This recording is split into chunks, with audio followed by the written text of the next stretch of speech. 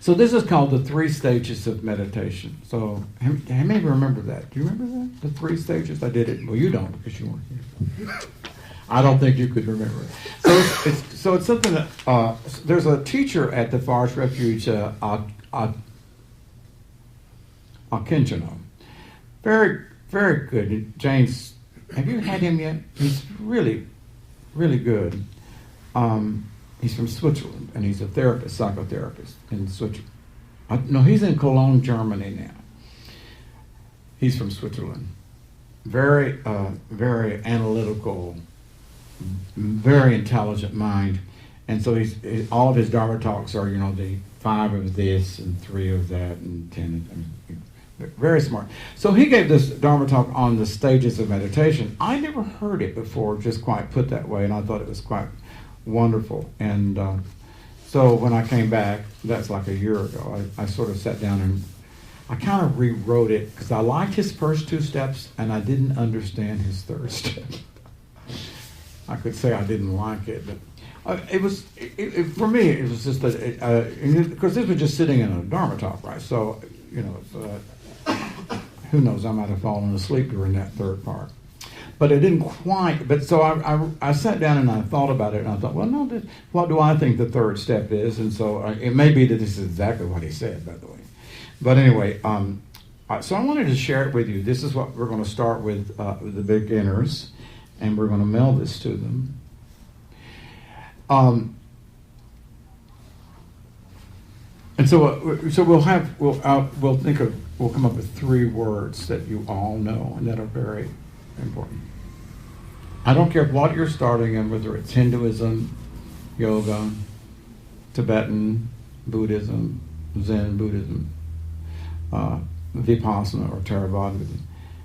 The first stage of what everybody here who started, some of you quite a while ago, Jane started a while ago, the first stage of meditation is the stage of quieting the mind, isn't it? I mean, if the mind doesn't get still, think of a 1st grade teacher trying to teach a 1st grade full of just screaming little Banshee Indians, right? I mean, it's just impossible, right? It would just be impossible. Of course, nowadays, I kind of think in some that may be the situation.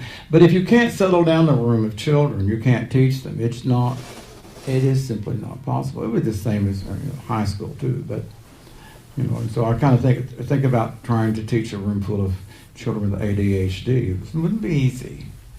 But one of the first things that we're doing in meditation is we're learning how to quiet the mind. And I don't think anybody would disagree with that, yeah? Norman wouldn't disagree with that. And most of us come to meditation from a world of, it was once described most wonderfully. I read this little thing. This guy went to a weekend retreat at Spirit Rock, and he said, I felt like I was locked in a phone booth with a zoo. I mean, that's pretty apt, isn't it? I mean, it's like you close your eyes, so you're going to sit there and be really quiet. Yeah, sure. And then all of a sudden, it's like a 4-alarm fire goes off. Right in. So, I mean, it's just everything. The mind is. You begin to realize. I began to realize that the mind is extraordinarily restless. Extraordinarily restless. Travis, you've probably never had that experience of your mind being restless. He's being very stoic, but so. So, I've said, it's really funny, when you're sitting in meditation and you, so here you are, and then all of a sudden you need to scratch your head. That's restlessness. It's restlessness, right? But heaven forbid, we wouldn't think that exactly, right? We think, well, I had to scratch my head. Or, or you're sitting there. Okay, so it's been about 25 minutes, and then all of a sudden you look around and make sure nobody saw that you looked right. But, how many people look to see what time it is? I do, but what is that? What is that, like when you're sitting quietly and you need to figure, has it been 20 minutes or 30 minutes? When the hell is it going to ring that bell? It's restlessness. It's just this fundamental restlessness. And in the stages of enlightenment. Restlessness is interesting. Restlessness is one of the last things that go, apparently. That even people who have had extraordinary experiences, enlightenment experiences, who are developed on the stages of enlightenment. We're talking monks, nuns. I mean, we're talking people in the big leagues, right, who have had experienced profound states. They still have this little going on. That's James, by the way. I just stole that from you. Well, it's true. I love that. But I mean, so in other words, restlessness does not just disappear because you suddenly have these profound experiences. It's amazing. I mean, I think that's very fascinating to think, right? That, because you kind of think, well, someone has, these great enlightenment experiences where they've, say, experienced the depth of, emptiness or whatever. Well, that doesn't go away. That's like way up at, if there were 10 little steps, that one I think is number 8, I think, on your hip parade. I mean, that's kind of sobering, isn't it? I mean, 1, 2, 3, 4, letting go, 5, 6. It's up. It's at number 8, I think, that when it goes away. So the first stage of meditation is, which could last for the next 20 years, is quieting the mind. I'm making a joke. I mean, because hopefully it'll be less than 20 years, right? Let's pray it'll be much less. But I mean, it is really true that my own experience coming from having, like, being the poster child of ADHD, it was a long time. It really was. And these stages are not linear, okay? They're not like this is just this one and this one and this one, because they somewhat interact. So it's not that the other stages will not flow through. So that, like, quieting the mind, or what the Tibetans call, and which I just love, resting. Just that. I mean, it's like, it's so easy to misunderstand the idea of resting, right? I mean, you go on a vacation to Hawaii to rest. Does it rest? I'm going to go now and check this thing over on the other side of the island, because I understand it's fabulous over there, right? So the concept of resting is the same thing as the concept of quieting the mind. And some of you, those of you who've been coming for years, I have observed your mind getting quieter. I mean, I just simply, we've been doing this for 20 years or more. So, I mean, I've just flat out observed it, and it happens. And to some extent, really, everything that is going to open and blossom in terms of meditation waits for the mind to settle, to get still. So it is like I say. It's like I don't like to say that we're waiting for anything, and as you all know, I don't like that. But it is a patient. It is absolutely something that we have to be patient with, right, Marta? Marta's been patient. She has. Okay, so the next stage is, and I actually think this is all pretty, how to say it? I think if you do this long enough, I mean, this stage emerges, and maybe you could call it the mindfulness stage. I want to call the quieting the mind the samadhi stage. The mind becomes quiet and tranquil. That is, that the word in Pali would be samadhi. But the stage that emerges out of that quiet mind, and everyone, I've used this term, it's kind of, I made it up, and I think it's a very accurate term. I refer to it as a wedge that occurs between experience and the experiencer, right? To some extent, if you think about a child is just totally merged in everything it does, right? And that's what is so wonderful about children. They are the experience, right? They're incredibly happy, or they're incredibly sad, or they're incredibly bored, or right, whatever it is, they are it completely, because they're merged in the experience. It's not, well, I mean, not all children. Some children are born with certain levels of mindfulness. It's astonishing. I have known a few people that I think were born that way. I really mean that. I'm thinking particularly of some person, a friend who I think she was born mindful. But mindfulness is this capacity to reflect on the experience, as you've heard me say, right? I mean, in other words, mindfulness is not thinking about thinking, but it's this capacity to be observing thinking as it's going on, or feeling. Mindfulness is reflecting on experience. That is a stage in meditation that I think to some extent is dependent on, or it waits for the mind to get still enough for this to start happening. So I think that you know, like in the Hindu, in the yoga, they refer to the silent witness. And I like that term, silent witness. I think that it's close. But something emerges or separates out of the content of our experience that is, as you know, I'm going to use that Tennessee expression, it doesn't have a dog in the hunt. It's just observing. It's just silently watching. You know, silently watching has the connotation, to me, of kindness. It's non-judgmental. It's not judging. So you're not sitting there saying, well, I'm a lousy meditator, right, or whatever, you know. But also you wouldn't be sitting there and saying, well, I'm really doing good today, right? It's the same. I mean, there's no difference in those, really. They're both, you know, sort of like the being kind of like, that's not pure witnessing. Because pure witnessing is just witnessing. I've always used the example, and again, this is like something I made up. So just to show you. I say that just so you all realize how original I am. Are you yawning? Oh, for God's sakes. Yawning. I'm sitting here just expelling these nuggets, these pearls of wisdom. So, I've said this, you all heard me say this before, but I do think that it's a great analogy to think of the camera in a department store that's checking, it's just, like the people put a camera in there to see, like the people who are shoplifting, etc. Something I've done many times in my life. So the camera is not judging, is it? Is it judging? Oh, that's a bad person, right? I mean, number one, it doesn't even have the capacity to do that. It's just taking a record.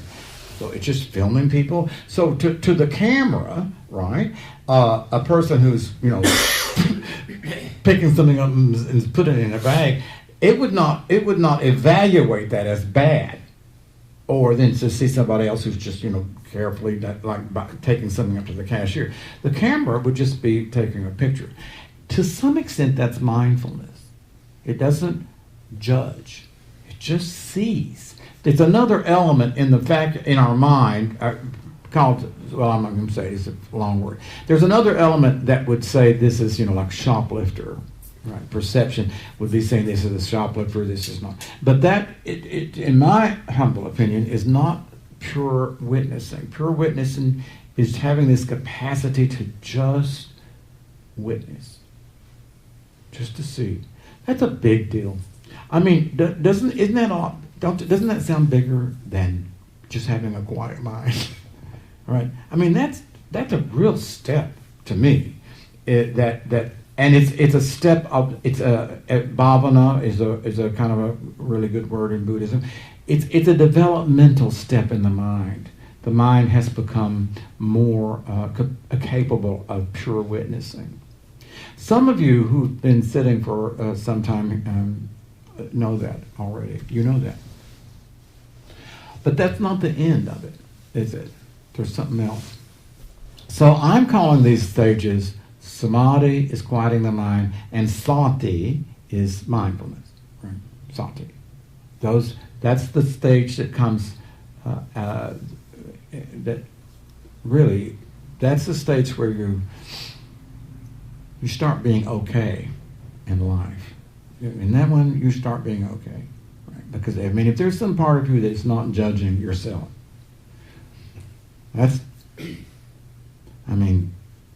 take it from me. As being a therapist and sitting with people, we're relentlessly critical, self-critical, and judgmental of ourselves. A lot of people. That would be everybody I've ever met. So So there's another stage that can emerge, and as I said, the mindfulness stage is going to be coming during the stage of quiet. I mean, they will come. They're happening somewhat. One they're cause and effect. One causes that, and the other way to talk about it is a spiral. Now the third one is my favorite, and that I mean that's the one that would be called, in Buddhism, that one would be the one as it emerges that would takes us to freedom, liberation, or in Norman's case, happiness. If you're free, you're going to be happy. I'm going to read this to you because I wrote it and I like it. I think I'll read it. I may not. But the reason I like this is because I think it's so clear you can really get it. Because this is a really hard one. The third one is, doesn't it make sense that it would be hard? I mean, if it's the third level of meditation. And Jane knows what it is, don't you? Do you know what it is? What, third level? What? Yeah. That would be liberation, right? Well, liberation comes as a result of it. So if the first step is samadhi, and the second step is sati, the third step is prajna or pana, wisdom. Wisdom. Okay? Wisdom that comes. And wisdom comes from a quiet mind that has developed a witness, a silent, non-judgmental witness. Now, that doesn't mean, that, voila, just because you have those two, but I mean, that's the stage, or that's setting the stage for the emergence of something in you that is your truest nature. So I call it pana. It's pana in the Pali scriptural language, and if you're talking Zen or Tibetan, they call it prajna. I think prajna sounds better than pana. Pana sounds like bread to me. Well, it does. I mean, it does. I mean, doesn't it? Right? I mean, you're saying, so you've been sitting for 75 million years to develop bread? I mean, come on. I don't know. But anyway, prajna, I like it. Prajna is kind of sexy to me. But anyway, so this is a true story. This is why I love it very much. It's a teacher that Jane knows. And she's in Northern California, and a very good teacher.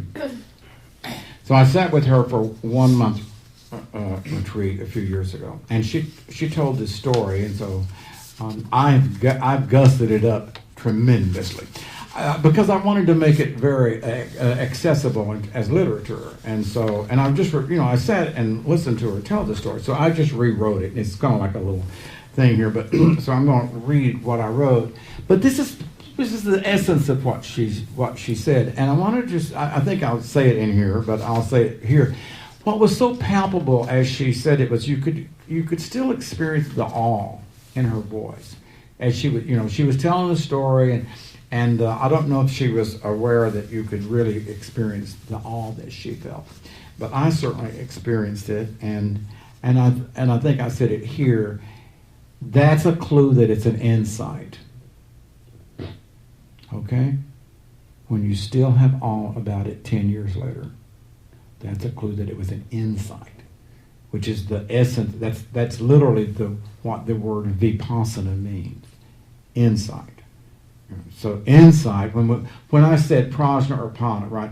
What this is about is insight that comes as a result of the first two stages. Then as you go into the third stage, what blossoms or emerges is the capacity for insights, something that will give you awe, a sense of awe that you will never ever lose.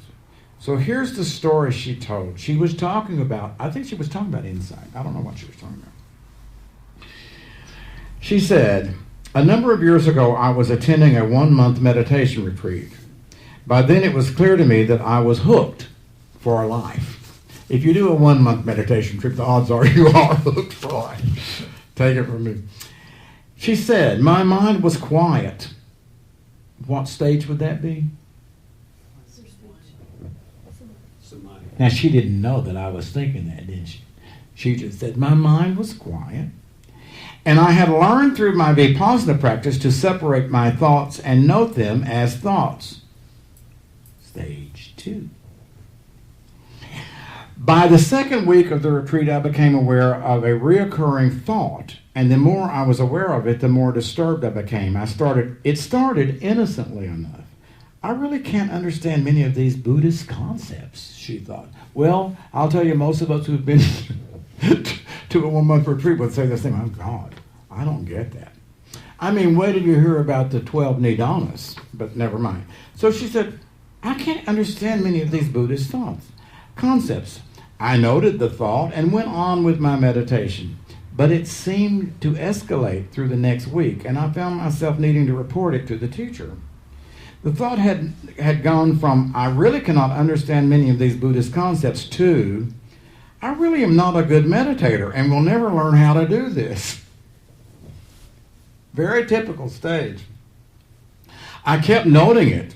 See, she was still doing that second stage. But I found that I was getting more and more disturbed by it. Soon I saw that there was an intense feeling underneath the thought. And I began to see that the thought did not actually stop at a feeling of being a bad meditator. The core of the thought was a self-loathing. Hello? Anybody ever had any issue with self-loathing? What was underneath it was a self-loathing. I hated myself. I was stupid, and no one would ever really like me. It's a hell of a place to be 3 weeks into a 1-month retreat, isn't it? By the end of the third week, I was completely taken over by the feeling of self-loathing, and I saw that this was how I had felt about myself since I was a little girl. I was able to stay fairly calm, but sometimes I went back to my room and fell into the bed weeping. Each time when the feeling began to rise, I tried to stay with it and continue to note it as a thought, or sometimes a feeling. Near the end of the retreat, as I was walking to the meditation hall, so here we go now, get ready, I felt another wave of self-loathing rising, and I got ready to observe it as carefully as I could. But something happened that had never happened to me before in my life.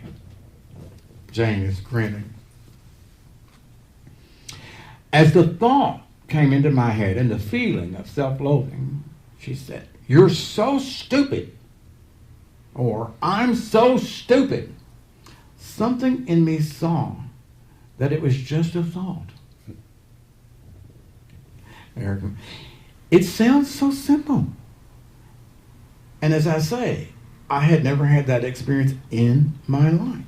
It was like seeing that the emperor was wearing no clothes.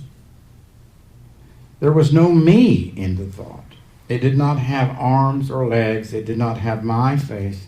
It was just a thought coming to the mind, and as I watched it, the thought vanished like a bubble.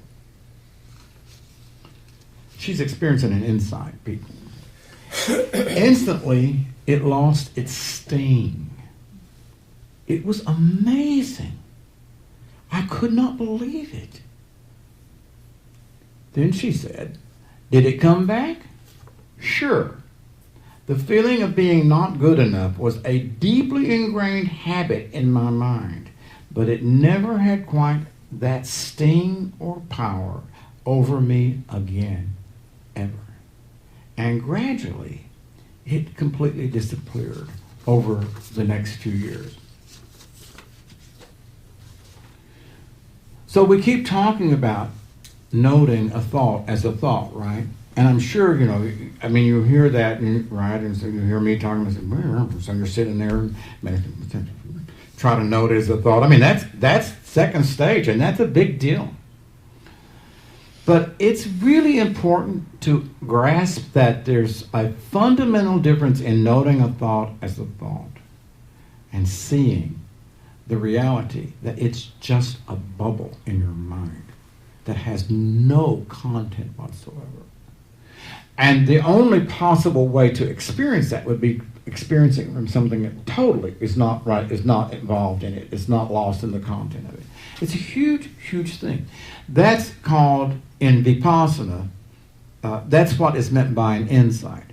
That's why 10 years later she's telling this story to a 1-month retreat, and you can still feel the awe coming at her. She's still, you're right.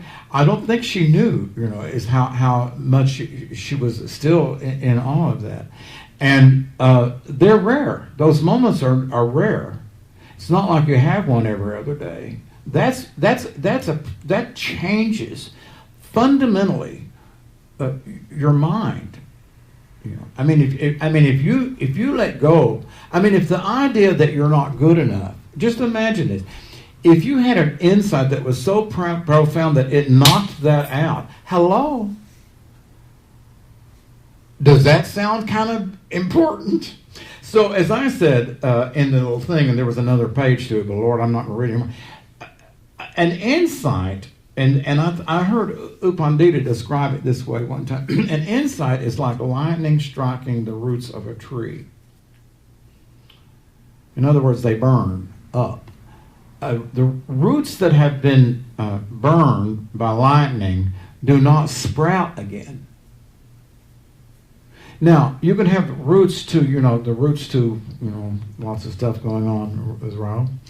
And you can have understanding, and you can weaken that, right? And it can, but it's not the same as the power of an insight. It really knocks it out. The root is there in the soil, but it's dead, and it will eventually just, disintegrate. That's the power of that's what Vipassana meditation is all about, which is, it's funny because I don't know, my mind is, I could do some commentary here, but I won't. But I do think that it's too often we don't really describe how incredibly wonderful and fantastic the potential of Vipassana is. That it's really offers you a path to extraordinary insight into reality. And that is, according to the Buddha, that's the sure door that takes you to freedom.